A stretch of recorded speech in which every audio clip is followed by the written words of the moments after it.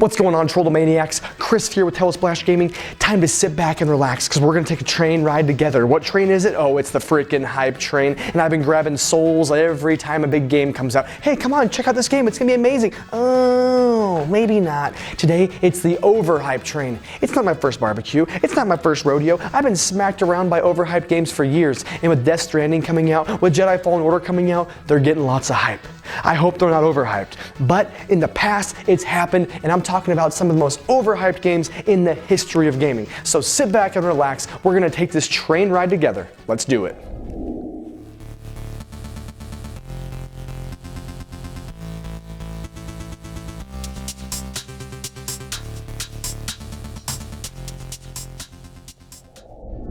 Starting off, we're gonna go right for a slam dunk because you know what? Why not? We're gonna start with Fable on the original Xbox back in '04. Peter Molyneux, lead game designer, was promising us stuff that was literally at the time equivalent to like time travel now. He was saying things like, oh, you're gonna be able to see an acorn fall from a tree and watch it slowly grow into its own tree. And you're like, this is mind blowing, this is crazy. You're gonna be able to have children in the game. I mean, are you kidding me? You're gonna be able to have kids in the game and not just have kids and then disappear. You're gonna raise a family. This is gonna be a game that spans your entire life. I remember jumping on the hype train so fast for this game and going, yee-haw, here we go. Because the stuff he was explaining, the stuff he was telling us was literally insane. It was almost unheard of. We had games like Elder Scrolls, which were amazing at the time, but we're talking about this all-inclusive, all-expansive, open-world game that's like living a second life, except as an action-adventure RPG. To me, there was nothing else. Fable was insane. Well, what happened? It was amazingly overhyped. Fable, admittedly, isn't a bad game. It's actually pretty fun, and the re-release, Fable Adventures, is actually pretty dang good. The problem is, none of those things that he really talked about happened. There was no acorns in the game, and there was definitely no acorns falling and turning into a tree and sprouting over the course of a life.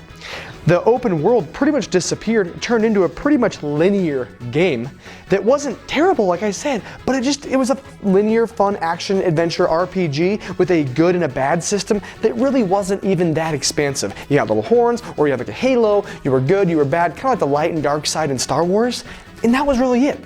So Fable, for everything they said, they really didn't deliver on hardly anything, and this is definitely one of the most overhyped games in history.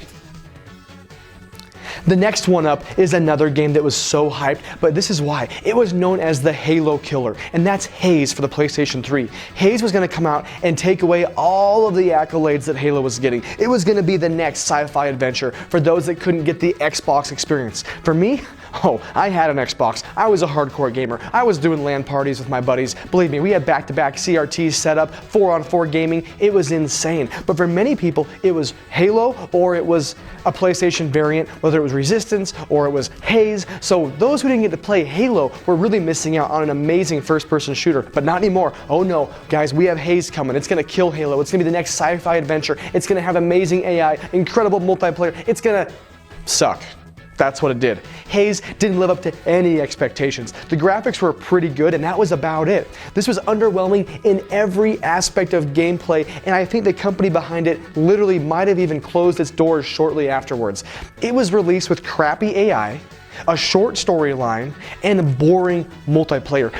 I remember getting Haze. I think I rented it. I didn't even buy Haze. I think I rented it because I read the reviews and I was like, this might be a bad idea, but I gotta try it out. And it was really, really plain. It was nothing like Halo. Halo's insane, and there's really just nothing that's even come close to being that exact Halo experience. And that's a terrible thing to say, is to say, hey, we're gonna beat the best game of all time. Just join them. Just join them. Don't try to beat them anymore. It's not gonna happen. Oh, I'm going back a couple decades now because we're going back to Daikatana on the N64. If you haven't heard of Daikatana, that's because it's back a few decades. People like my friend Robert, my brother Colton, they're just little babies. They were still in diapers trying to figure out how to play with the Tiger Electronic game back then. Oh, but not me. Oh, John Romero was telling us all about it. This was gonna be the real deal. He even told us, and I quote from him, John Romero is about to make you his bitch. Bitch, please, this game sucked. This game was garbage. And I don't mean to be mean, but the game was delayed for like 3 years. It had a 97 release, and 3 years later it came out. And by the time it came out, the graphics and the gameplay were being outdone by games like Quake 3, Unreal Tournament. You ever heard of those games, huh? Unreal? Yeah, it's pretty solid. Check it out. I mean, there was multiple in-game things that drove gamers crazy, like limited saves and an AI companion that was literally useless. I mean, Resident Evil 5 gets a bad rap for having an AI companion, but at least she was somewhat useful, and I actually enjoyed that game. Daikatana, it was rough. It was a rough one, and it was so hyped, and John Romero's put out some amazing things, but this one was definitely not one of them. Next up is the full-on spiritual successor to Mega Man. And we all know where this is going. I love me some Mega Man. So when Mighty No. 9 was kickstarted and they had a bunch of money and they said that Kenji Inafune was gonna be on board designing the characters, I was ready. Strap on those boots. Get me on the train. But it was anything but a successor to Mega Man. It wasn't even the spirit of Mega Man. It wasn't even the third cousin from the south removed. It was a pretty boring, pretty basic, easy to play, side-scrolling action game that kind of looked like the Blue Bomber. I mean, when Kenji Inafune said he was going to design the characters, everybody was like, okay, hold on, we're going to take this pretty serious. And he helped build that hype train even higher. And I was also one that realized it wasn't what I expected right as the train was starting to go down the tracks. It was flying off the rails and I was still holding on. Oh no, guys, this is going to be a good one. It's just like Mega Man. It's just like, okay, never mind, it's not like Mega Man. The huge Kickstarter, like I mentioned before, got this project off the ground, but red flags were all over the place. As time went on, there was delay after delay. The concept art showed something, and then the actual game slowly got worse and worse from the concept art as the release date got closer. There was just so many red flags. And to this day, Mighty No. 9 is not a terrible game. It's not a great game, but it's just nothing like what the hype job had it prepped for. And believe me, I was one of them. If you asked anybody at the time, I was telling everyone, oh guys, Mega Man, don't even worry about the Blue Bomber because we got a new game on the horizon. Thank God for Mega Man 11. Let me say that right now. Oh, this one hurts my heart. I wanted it to be so good, and it wasn't that bad. It just wasn't that good, and that's Star Wars Battlefront.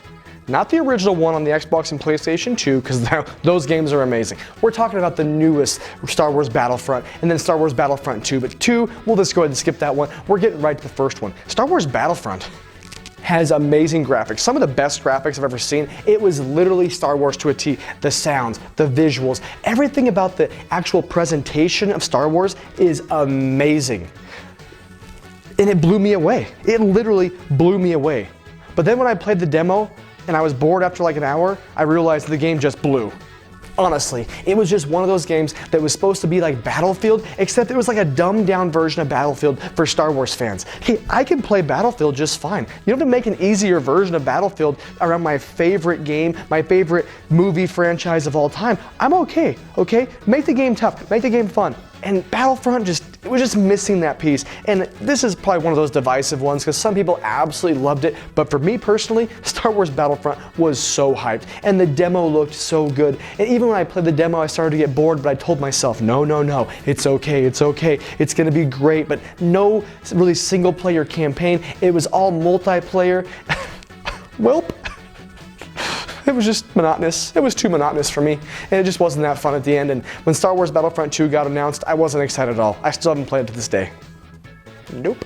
And rounding out the list today is another real Cleveland steamer that sits in my heart and just lets a little aroma out every once in a while, and that's Tony Hawk's Pro Skater 5. Oh my goodness. Tony Hawk was one of those games upon release that literally blew my mind when I played it. I was never a big skateboarding fan. I'd never even skateboarded before. But after playing Tony Hawk 1 and 2, I could have probably done commentary for the X Games because I played the living heck out of those games. I never had so much fun collecting letters and doing insane tricks while trying to put my combos together. It was that fun. I got a little bit of a break after Tony Hawk 2 and 3. I started to lose a little bit of its luster, but you know what? After a few years, about a decade actually, I was ready for Tony Hawk again. And what was coming out? Tony Hawk's Pro Skater 5. Oh, it was ready to go. Amazing graphics, next gen consoles. I was going out buying a pair of DCs. I was gonna get my Ollie on, and then, I played it. It was bad. It wasn't good. It was so hyped to be the next great skateboarding game from Tony Hawk going back to its roots. And it tried. It tried to go back to its roots. The problem is it literally went back to like its PS1 roots. The graphics were glitchy. It was a glitch fest. It was bad. I think one of the buttons did like a pound as well as like a combo. There was like a button that did two things at once and it just didn't work. It just didn't work. Tony Hawk's Pro Skater 5 was just so overhyped and it was so underwhelming. And for all of us that grew up in the late 90s, early 2000s that are fans of the Tony Hawk series, this one was literally a dagger in our hearts. And frankly, there hasn't been a Tony Hawk game since except for like a mobile Android or iPad or whatever version. So Tony Hawk, if you're out there, buddy, we're still waiting. We still want another great game. Just remaster Tony Hawk's 2, I'd be fine. All right, gamers. What do you think of the most overhyped games of all time? I could probably make a part 2 of this, and you know what? I think I might just do it, because I have a little bit of fun trolling some of these games. But let me know down below what some of the most overhyped games in your gaming career have been. There's so many of them. What game were you waiting at midnight in line, couldn't get sleep that night because you couldn't wait to play it, and then you put it in, you put an hour in, you said no, it's still good, you put 2 hours in, you said I'm not going to give up, you put 3 hours in, and next thing you know, it's a dumpster fire. Let me know in the comments below. Keep trolling, keep rolling.